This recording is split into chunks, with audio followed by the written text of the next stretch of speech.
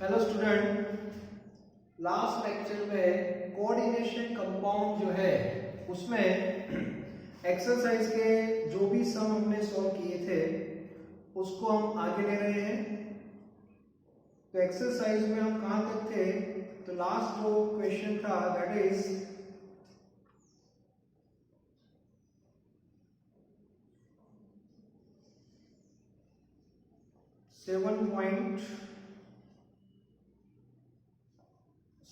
Nine point seven तक हमने discussion कर दिया है। ओके, अब देखते हैं वन बाय वन।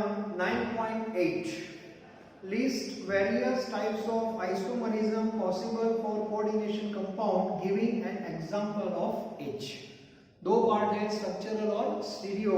स्टीरियो के दो पार्ट ज्योमेट्रिकल एंड ऑप्टिकल, और स्ट्रक्चरल के 4 डिवीजन है, लिंकेज, कोऑर्डिनेशन, आयोनाइजेशन और सॉल्वेट हाइड्रेट। तो ऐसे क्वेश्चन नहीं आएंगे, पूरा क्वेश्चन पॉसिबल ही नहीं है।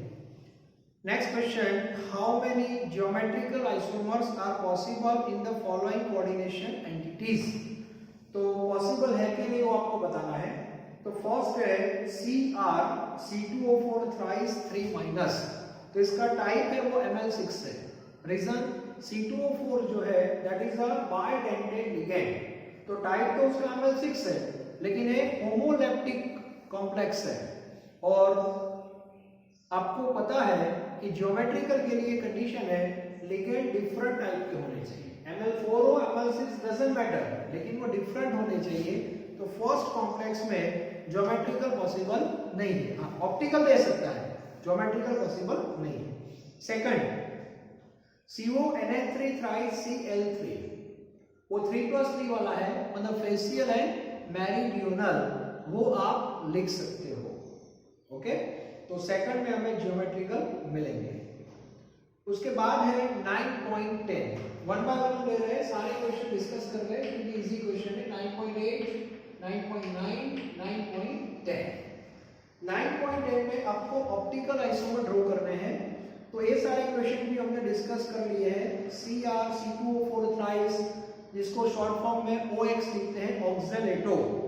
PtCl2 वाला भी आप आराम से लिख सकते हो ऑप्टिकल आइसोमर। और लेकिन PT वाले में आपको पता है वो सीस उसका ऑप्टिकल मिलेगा, ट्रांस का नहीं मिलेगा। ओके, तो सीस बना के उसका ऑप्टिकल बना सकते हैं। और थर्ड जो है उसमें एमोनिया 2 है, Cl2 2 है, EnP 2 है, तो उसके भी हम ऑप्टिकल बना सकते हैं। तो आप ट्राई कर सकते हो, इजी है, मतलब ज्यादा कुछ है नहीं इसमें। इसके बाद 9.11 में भी हम ऑप्टिकल और ज्योमेट्रिकल दोनों पूछा है ना। ओके, ऑल मतलब geometrical as well as optical हम बना सकते हैं, लेकिन वो कॉन्सेप्ट याद रखना है, सी से उसका ऑप्टिकल मिलेगा, ट्रांस का नहीं मिलेगा पर्टिकुलर कंडीशन में। तो आप ट्राई करना, 3 ही है, ज्यादा नहीं है, इजी क्वेश्चन है। इसके बाद 9.12 की बात करते हैं। 9.12 most important. Right all the geometrical isomers of PT है, इसके साथ 4 लिगेंड है। एमोनिया, एक है Br, एक है Cl और एक है Ty, रीडिंग। ठीक है, इसके ज्योमेट्रिकल आपको बनाने हैं। And question is how many this will exhibit optical isomers. तो ज्योमेट्रिकल पहले कितने होंगे वो पता होने चाहिए। ये मैंने आपको बता दिया था, ये कौन सी कैटेगरी है, MABXY। और इसमें बताया था मैंने सीस जो है वो 2 मिलते हैं और ट्रांस जो है दैट इज 1। टोटल 3 ज्योमेट्रिकल आपको मिलेंगे पर्टिकुलर पैर के लिए। और उसको ड्रॉ कैसे करना है वो भी मैं आपको बता दूं। ठीक है, तो पहले फॉर्मेट स्क्वायर के अंदर आपको ड्रॉ करना है, ऐसे लाइट डायग्राम ड्रॉ करना। ठीक है, सेंटर में किसको लिखेंगे, PT, और PT की ये जो 4 वैलेंसी है उसको सेट करना है।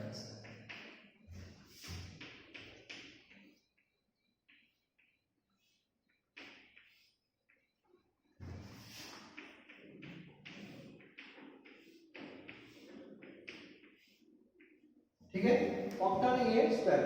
अब इसमें किसी एक को डालने के लिए एमोनिया, तो एमोनिया को कोई एक जगह पे फिक्स कर दो कॉर्नर पे। तो हमारा एमोनिया फिक्स हो गया। बाकी जो 3 है उसको 1 बाय 1 डायगोनल पे ले लो एमोनिया के सामने। जैसे पहले Br है तो यहाँ पे Br सेट कर दो, बाद में यहाँ पे Cl और यहाँ पे Py, तो 2 बॉन्ड आपके हो गए।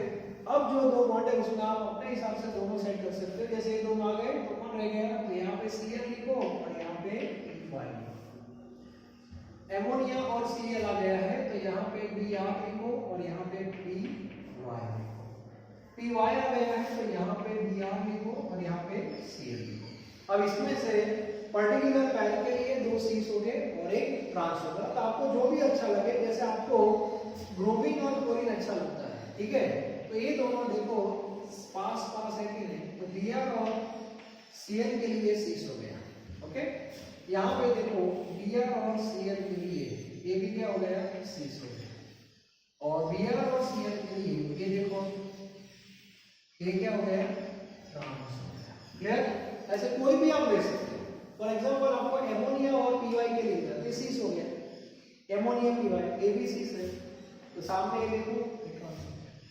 ओके, Py और Br सीस हुआ, Py Br ट्रांस हुआ और एक सीस हुआ।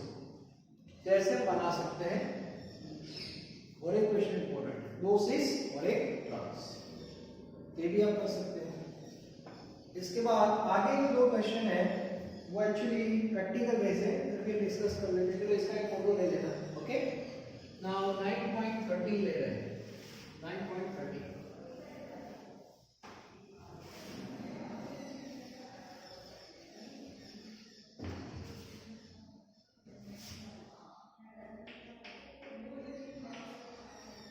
9.13 में क्वेश्चन है aqueous copper sulphate solution blue in colour.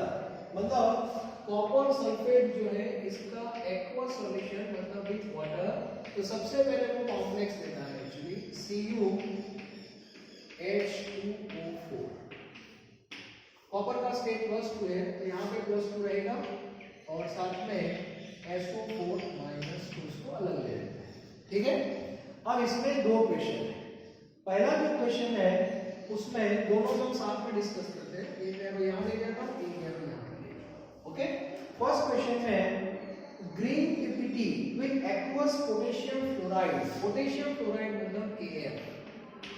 Okay, और potassium chloride it means KCl।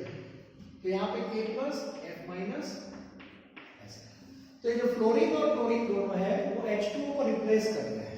तो फर्स्ट केस में क्या होता है, CuF4 हो जाएगा, मतलब चारों वाटर निकल जाएंगे और उसकी जगह आ जाएगा फ्लोरीन।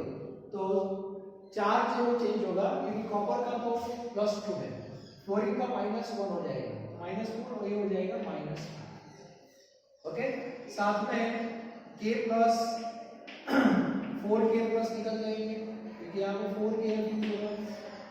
H2O के 4 मॉलिक्यूल बाहर आ गए, that is 4H2O।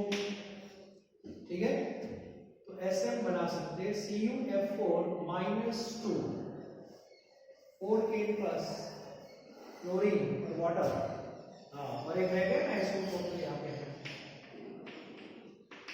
Resultant charge 0 होना चाहिए ना, 2+4 है। हाँ, कॉम्प्लेक्स कौन सा बनेगा, कॉम्प्लेक्स इन दोनों को कंबाइन करो तो कॉम्प्लेक्स आपका ये बनेगा K4 CuF4, ये कॉम्प्लेक्स बनेगा। ओके, और इसका जो कलर है दैट इज ग्रीन। आप बोलोगे सर ये कॉम्प्लेक्स क्यों बनेगा, SO4 में नहीं आएगा, नेगेटिव है, तो नेगेटिव के साथ पॉजिटिव का कॉम्बिनेशन होगा, तो पॉजिटिव मतलब K प्लस होगा, तो A कॉम्प्लेक्स आपका बनेगा और ये SO4 है पानी के अंदर है। क्लियर, ये सब पानी के अंदर ही है, सॉल्युबल फॉर्म में, लेकिन मेन कॉम्प्लेक्स है इसका पीपीटी ग्रीन कलर में होता है। ओके, यहाँ पे क्या होगा 4KCl, इसमें भी आपको जो कॉम्प्लेक्स मिलेगा दैट इज CuCl4 मिलेगा -2 वाला plus 4K plus 4H2O plus SO4 -2, और इसका जो कलर है दैट इज डार्क ग्रीन, ऐसा कुछ है ना, bright green, yes bright green, dark green, इसका रीजन है। ओके, मतलब CuF4 इसका कलर है ग्रीन और Cl के साथ इसका कलर है डार्क ग्रीन। कलर चेंज क्यों हो गया? क्योंकि वो CFT हमने पढ़ाई है, उस हिसाब से हम डिस्कस कर सकते हैं। डी ट्रांजिशन जो स्प्लिटिंग होगा वो डिफरेंट होगा। स्प्लिटिंग चेंज होगा तो ऑब्वियसली एनर्जी में वेरिएशन आएगा, वेवलेंथ चेंज होगी, कलर भी चेंज हो जाएगा। तो इसका रीजन है, इसका भी आप एक फोटो निकाल सकते हो। ओके 9.13। इसके बाद है ऐसा ही question 9.14। 9.14 What is the coordination entity formed when excess of aqueous KCl is added to the aqueous solution of copper sulfate? तो यहाँ भी ऐसा क्वेश्चन है, कॉपर सल्फेट का aqueous solution है और उसमें KCl डालना है, KCl, ओके, पोटेशियम साइनाइड। तो इसमें जो नया कॉम्प्लेक्स बनता है Ka+ और Cl-, मान लो कि 4KCl है, ठीक है। तो इससे नया कॉम्प्लेक्स कौन सा बनेगा? CuCl4 बनता है। Cl अंदर आ गया। अब क्या होगा? चार्ज, कॉपर का +2 है, इसका मतलब ये होगा -2 होगा। ओके, K+ तो कितने होंगे? 4 होंगे, वो सेपरेट है। वाटर भी सेपरेट होगा और वो SO4 निकल जाएगा। अब क्वेश्चन ये है कि इसमें आप क्या डालते हो? +H2S, तो आपको CuS नहीं मिलेगा। CuS क्यों नहीं मिलेगा? उसका रीजन है ये जो कॉपर है वो Cl के साथ कोऑर्डिनेशन बॉन्ड से जुड़ा हुआ है, मतलब वो फ्री नहीं है। और इसीलिए जब आप H2S डालोगे, नो डाउट इसमें सल्फर फ्री है लेकिन कॉपर इसके पास आएगा ही नहीं, तो CuS के पीपीटी आपको नहीं मिलेंगे। That is the reason. मतलब एक कॉम्प्लेक्स के बारे में कुछ प्रैक्टिकल बेस पे क्वेश्चंस होते हैं, तो ये भी आपको थोड़ा पता होना चाहिए। तो इसका भी एक फोटो ले लेना, ओके। जैसे क्वेश्चन देखे तो मान लो कि एग्जाम में आ गए तो आप लिख सकते हो, okay. Now 9.15 that is discuss the nature of bonding in the following coordination entity on the basis of valence bond theory. विभिन्न थ्योरी से हम लोग स्ट्रक्चर बनाते हैं। आगे हमने Ml4 के 2 बनाए थे और Ml6 के भी 2 बनाए थे, ओके। तो फिर से ट्राई करते हैं, एक दो ले लेते हैं।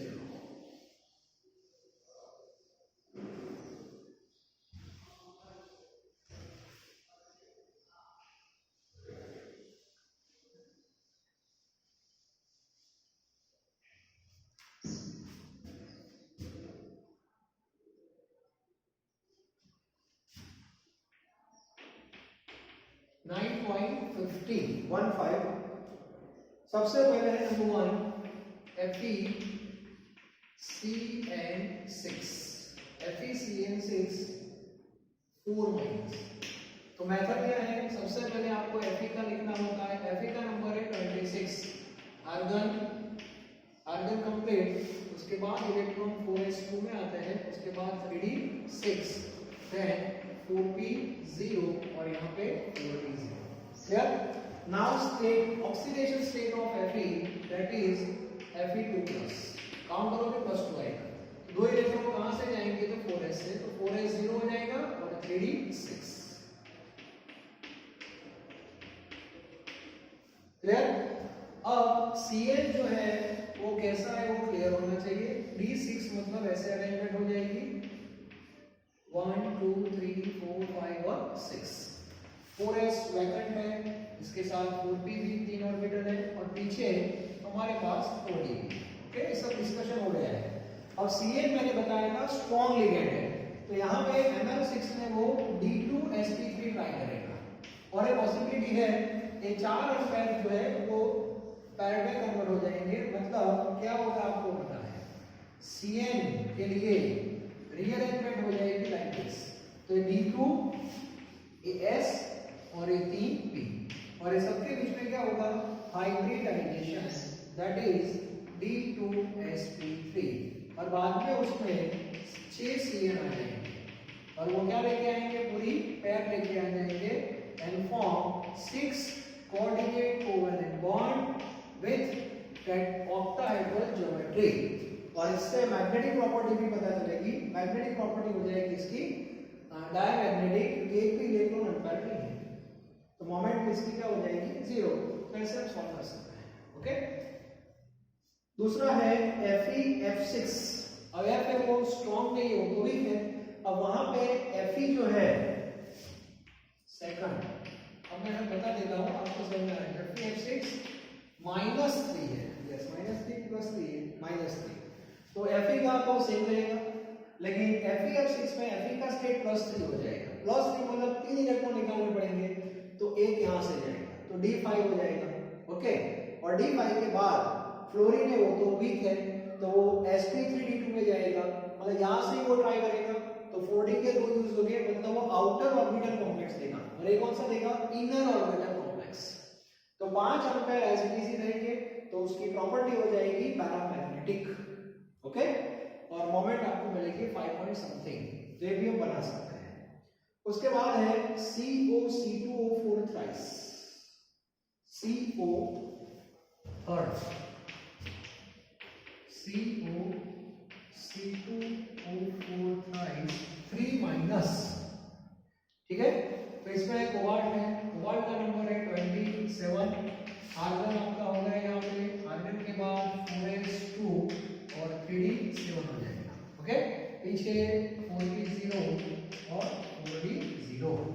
इसके बाद कोबाल्ट का स्टेट, अब C2O4 है वो डाइडेंटेड है, मतलब 3 to the -6 सामने जाएगा +6 +3 हो जाएगा, तो 3 इलेक्ट्रॉन आप कहां से निकालोगे?